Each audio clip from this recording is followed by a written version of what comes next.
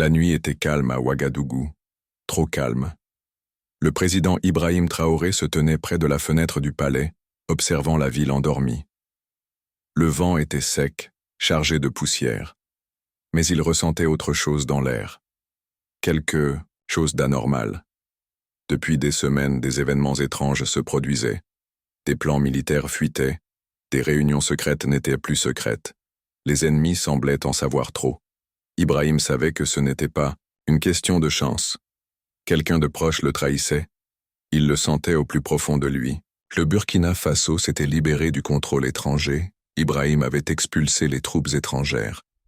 Il avait repris l'or du pays, ses terres, sa voix. Mais les puissances étrangères étaient furieuses.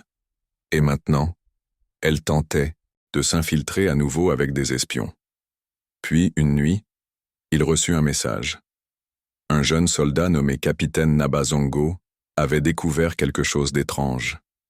Il était dans le nord, vérifiant des signaux radio, lorsqu'il intercepta un message secret. Il était caché dans un faux rapport agricole. Mais le message ne parlait pas d'agriculture. Il contenait des cartes, des noms, des secrets que seule l'équipe du président aurait dû connaître. Ibrahim convoqua une réunion secrète à minuit. Seuls ses plus proches collaborateurs furent autorisés à entrer. Pas de téléphone, pas de contacts extérieurs. Zongo posa les documents sur la table. Le traître avait un nom. Le colonel Désiré Ouattara, un vieil ami de Traoré, un homme en qui il avait une confiance absolue. Le même homme qui siégeait à ses côtés lors des réunions. Le même homme qui connaissait chaque détail des défenses du Burkina Faso. Un froid glacial envahit la pièce. Personne ne parla. Il transmet des informations aux étrangers, dit Zongo. Ça dure depuis des mois. Le cœur d'Ibrahim était lourd, mais son visage restait impassible. Il regarda tout le monde dans la pièce. Personne ne bouge, dit-il. Personne ne l'arrête. On attend. On observe. Il prit une profonde inspiration. S'il y a un serpent dans cette maison, on ne le tue pas tout de suite. D'abord, on le suit jusqu'à son nid. La chasse avait commencé. Les jours suivants furent comme marcher sur des braises. Ibrahim Traoré vaquait à ses occupations habituelles, serrant des mains, prononçant des discours, tenant des réunions. Mais intérieurement, il observait chaque mouvement, chaque mot, chaque regard du colonel Ouattara. L'homme souriait comme si de rien n'était. Il était calme, trop calme. Mais en coulisses, l'équipe secrète d'Ibrahim travaillait jour et nuit. Le capitaine Zongo et un groupe de soldats de confiance suivaient Ouattara discrètement. Ils mirent son téléphone sur écoute, suivirent sa voiture et surveillèrent ses rencontres. Ce qu'ils découvrirent était choquant. Le colonel Ouattara s'échappait du palais tard dans la nuit. Il prenait toujours une voiture noire, sans escorte, et se rendait toujours au même endroit, une maison discrète près de l'ambassade de France. Elle semblait vide, mais Ibrahim savait qu'il n'en était rien. C'était une maison d'espionnage. L'équipe plaça une petite caméra de l'autre côté de la rue. Une nuit, ils virent tout. Ouattara entra dans la maison et rencontra 2 hommes étrangers en costume. L'un était américain, l'autre européen. Ils lui donnèrent une valise noire. Il leur remit un dossier. Ce dossier contenait le planning de voyage du président pour le mois suivant. C'était la preuve. Ibrahim visionna la vidéo lui-même. Il se tenait dans son bureau sombre, les poings serrés. Son propre ami, l'homme qui avait autrefois pris une balle à ses côtés au combat, le trahissait comme une vulgaire marchandise. Mais Ibrahim ne se mit pas en colère. Il se montra intelligent. Il décrocha le téléphone et prononça seulement 2 mots à l'attention du capitaine Zongo. C'est l'heure. Ils préparèrent un piège. Le lendemain, le colonel Ouattara fut convoqué à une réunion de sécurité au dernier étage du bâtiment de la Défense. Il entra comme d'habitude, calme et souriant. Mais cette fois, il n'y eut pas de poignée, de main, seulement 10 soldats armés et le président Ibrahim Traoré lui-même qui l'attendait. Le sourire de Ouattara s'effaça. « Tu étais mon frère ?» dit Ibrahim, sa voix résonnant comme le tonnerre. « Pourquoi ?» Ouattara ne répondit pas. Ibrahim s'approcha. « Tu as vendu ce pays pourquoi? Des dollars? Des promesses? Tu penses qu'ils te protégeront maintenant ?» Toujours pas de réponse. Puis le capitaine Zongo ouvrit la valise. De l'argent, des dispositifs de suivi, et une clé USB cachée. Tu n'iras pas en prison, dit Ibrahim froidement. Tu vas parler. La pièce devint silencieuse. Une tempête approchait. Le colonel Ouattara était assis seul dans une pièce froide et sombre sous terre. Pas de fenêtre, pas d'horloge, juste le silence. Il n'avait pas dormi depuis 2 jours. Il n'était plus le fier soldat. Maintenant, il ressemblait à un homme brisé. Le président Ibrahim Traoré se tenait derrière une vitre sans teint, l'observant. Son visage n'affichait aucune émotion, mais son cœur était lourd. Cet homme, il l'avait autrefois appelé « frère ». Ils avaient partagé des repas, des histoires, la guerre. Maintenant, ils étaient ennemis. Le capitaine Zongo entra dans la pièce et posa la clé USB sur la table. « On l'a ouverte », dit-il. « Tout est là, chaque fichier que tu leur as donné, chaque secret. » Ouattara baissa les yeux. « Tu n'es pas obligé de parler, » ajouta Zongo. « Mais quand ils sauront que tu as été pris, ils te jetteront comme un déchet. Ils se fichent de toi.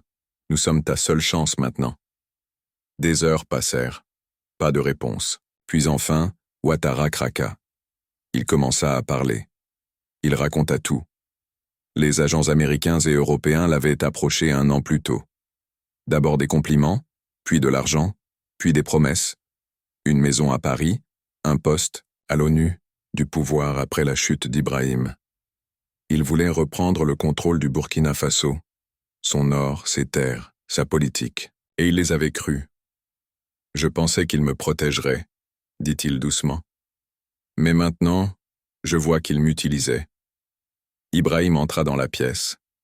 Il s'assit face à son vieil ami. Pendant un long moment, il y eut un silence. Puis Ibrahim parla, calme mais ferme. « Tu ne m'as pas seulement trahi, tu as trahi le peuple, les mères dans les villages, les soldats qui se battent tous les jours. Tu as vendu leur avenir. » Ouattara ne pouvait pas le regarder dans les yeux. « Je suis désolé, » murmura-t-il. Ibrahim se leva. « Tu répondras de ce que tu as fait, mais d'abord, tu vas nous aider à les arrêter. » Ainsi commença une nouvelle mission, un plan secret. Ibrahim et son équipe utiliseraient les contacts de Ouattara pour transmettre de fausses informations aux espions étrangers. Ils renverseraient le jeu. Ils frapperaient de l'intérieur. Pour chaque mensonge envoyé, ils posaient un piège. Pour chaque message reçu, ils découvraient le prochain mouvement de l'ennemi. Bientôt, un officiel d'ambassade disparut. Un autre fut discrètement expulsé du pays.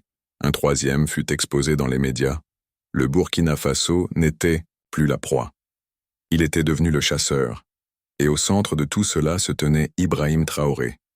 Calme, courageux, inébranlable. Un leader qui ne se battait pas seulement avec des armes. Il se battait avec la vérité, le courage et le cœur.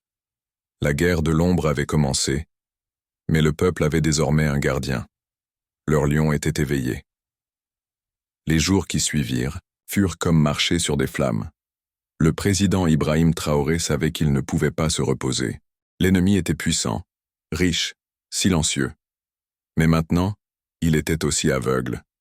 Avec l'aide du colonel Ouattara, ils envoyaient des mensonges aux agents étrangers, faux documents, plans inventés, même de fausses routes militaires. Les espions croyaient tout. Ils faisaient confiance à Ouattara. Ils pensaient que le jeu était encore le leur. Mais ils tombaient dans un piège. Le capitaine Zongo dirigeait toute l'opération depuis une pièce cachée au cœur du ministère de la Défense. Il y avait des cartes sur les murs, des lumières clignotantes et des radios bourdonnant jour et nuit. Ibrahim venait chaque nuit, en secret, guidant chaque mouvement. Puis vint la grande opportunité. L'un des agents étrangers, un homme nommé Reed, travaillant sous le titre de conseiller agricole, envoya un message. Il voulait rencontrer le colonel Ouattara dans une maison sécurisée juste à l'extérieur de la capitale. Il disait que c'était urgent. Il voulait sécuriser la prochaine phase. Cela ne signifiait qu'une chose. Il planifiait quelque chose de grand, quelque chose de dangereux. Les yeux d'Ibrahim brûlaient de détermination. « On met fin à ça maintenant », dit-il. Il ordonna une opération totalement silencieuse. Pas d'uniforme, pas de bruit, juste des ombres. À minuit, Le colonel Ouattara entra dans la maison sécurisée, portant un micro caché et un traceur minuscule dans sa ceinture. Ses mains tremblaient. Il savait que cela pouvait être la fin, pour lui si les choses tournaient mal, mais il savait aussi qu'il le devait à son pays. À l'intérieur, Reed et un autre agent européen l'attendaient déjà. « Tu as été discret », dit Reed froidement. « Le président se doute-t-il de quelque chose ?» Ouattara garda un visage calme. « Il me fait confiance. J'ai apporté les fichiers pour la prochaine phase. » Il leur tendit un dossier falsifié.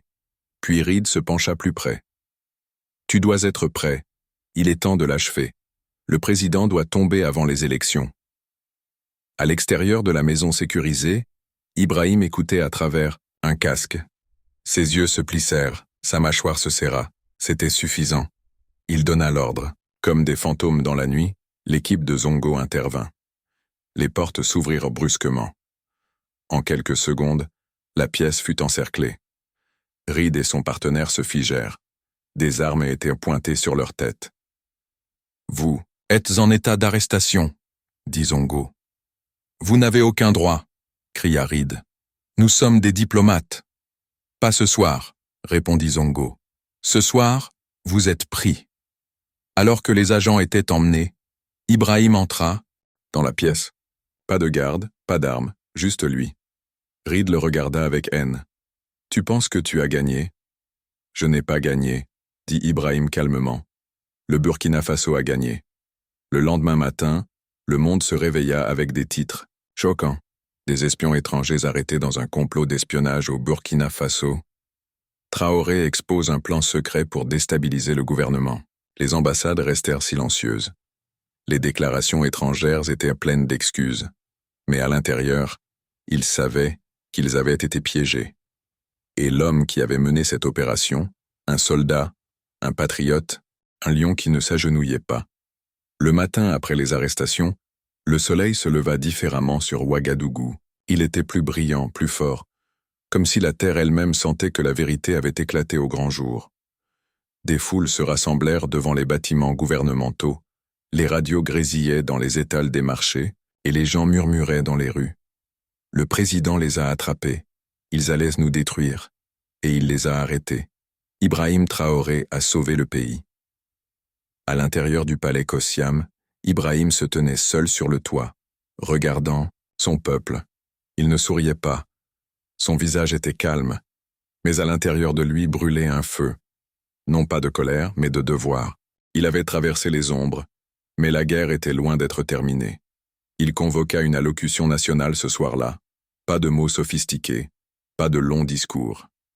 Il marcha jusqu'au podium, vêtu de son uniforme militaire, simple, net, chargé de sens. Tout le pays regardait. « Je m'adresse à vous ce soir non pas en tant que président, » dit-il, « mais en tant que votre frère, votre fils, votre soldat. » Sa voix était ferme, ses yeux étaient l'amphore. Des puissances étrangères ont essayé d'empoisonner notre nation de l'intérieur. Elles ont utilisé l'un des nôtres pour voler nos plans, nos rêves, notre avenir. Elles voulèrent le chaos, elles voulèrent la peur. Il marqua une pause. La salle était silencieuse. Mais elles ont échoué. La foule à l'extérieur acclama. Les gens applaudirent dans les maisons, dans les salons de thé, même dans les villages reculés où l'électricité était rare. Mais le respect pour le courage était profond. « Je ne vendrai jamais ce pays, » dit-il. « Ni pour de l'or, ni pour des accords, ni pour le pouvoir. Le Burkina Faso appartient à son peuple, et je jure de le protéger de ma vie. » Il leva la main bien haut. « C'est mon serment. Je ne m'agenouillerai jamais devant des maîtres étrangers. Plus jamais. » Les mots frappèrent comme le tonnerre. À travers le continent, de jeunes leaders écoutaient. Les activistes acclamaient.